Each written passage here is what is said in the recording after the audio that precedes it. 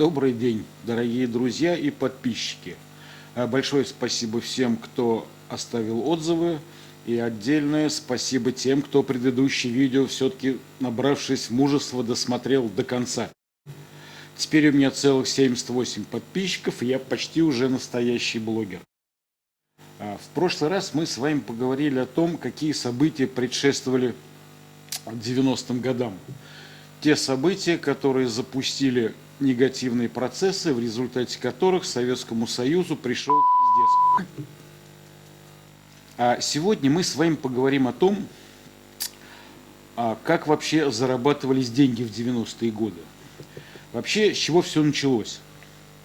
В 1986 году был принят закон об индивидуальной трудовой деятельности, который фактически узаконил процесс предпринимательства, потому что после отмены НЭПа предпринимательство в Советском Союзе было незаконным видом деятельности.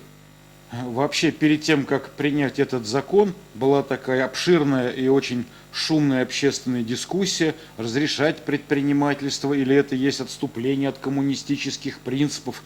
Даже вот в газетах статьи какие-то выходили. Но в конце концов партия решила, что закон надо принять, и его естественным образом приняли.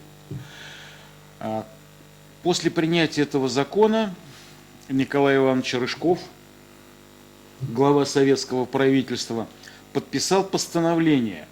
В соответствии с этим постановлением коммерческие фирмы, открытые при общественных организациях, не платили налогов.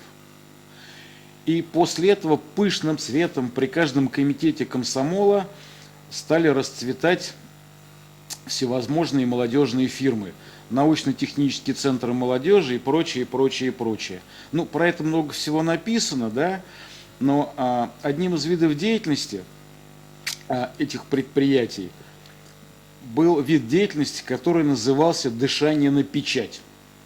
Очень многие предприниматели не любят об этом вспоминать, так стыдливо в сторону отводят глаза. Ситуация была следующая. Крупное предприятие, допустим, завод, директор которого имел в управлении огромные активы, он был очень сильно связан в той части, которая касалась выплаты заработной платы. Чтобы изменить штатное расписание, нужно было ехать в министерство, согласовывать с какой-то вышестоящей организацией, заниматься прочей там всякой ерундой. А вот эти фирмы при комитетах комсомола, они оказывали следующую услугу. Допустим, директору нужно было оплатить какие-то срочные, сверхурочные работы и так далее. Поэтому он безналичный платеж по договору делал молодежную эту компанию, в молодежную фирму при комитете комсомола. Та брала комиссию от 5 до 20%, а остаток суммы выдавался напрямую исполнителям, то есть тем работягам, которые это делали. Или программисты какие-то могли быть, кто угодно. Вот им перечисляли эти деньги за вычетом только подоходного налога на сберкнижку, и все были довольны. Вот надо сказать, что тогда предприятия не платили ни взносов в пенсионный фонд, ни обязательное медицинское страхование, ни прочее, вот там всю эту ерунду, которая сейчас налоги выплачиваются предприятиями. И вот этот вот бизнес, он позволил заработать очень многим вот то, что называется первоначальным капиталом. Я, допустим, подобным образом заработал на компьютер. Вот такой компьютер. В следующем видео я расскажу, каким образом, что это был за компьютер и каким образом при помощи него зарабатывались деньги. А сейчас еще хочу напоследок одну маленькую интересную деталь вам рассказать. Все знают, как выглядят современные печати. Ну вот такие вот они вот. Круглые, квадратные, вот у них тут подушечка специальная с чернилами вставленная. А тогда печать выглядела вот таким вот образом. Вот такая резиновая у нее подушечка была. Сверху вот деревянная ручка. Чтобы получить разрешение на изготовление печати, в начале 90-х нужно было собрать комплект документов и отнести их в разрешительную систему МВД. Это вот то самое подразделение в милиции, которое выдавало разрешение на владение охотничьим огнестрельным оружием.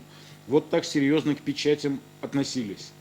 А изготовить ее можно только в одной единственной на весь миллионный город типографии государственной. И в очередь нужно было стоять целый месяц. На сегодня все. Если вам интересно, что будет дальше, подписывайтесь на канал. До свидания. Всего доброго.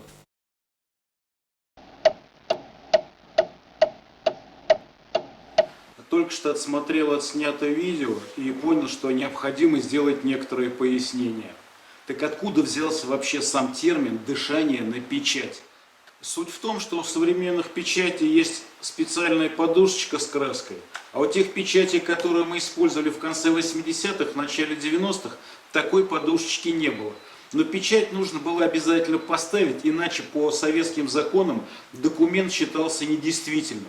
И если под рукой не оказывалось подушечки с краской, то делали вот так.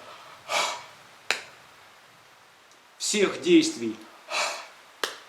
А комиссия до 20% от суммы договора. Ну вот теперь действительно все. Не забудьте подписаться на канал. Всего доброго.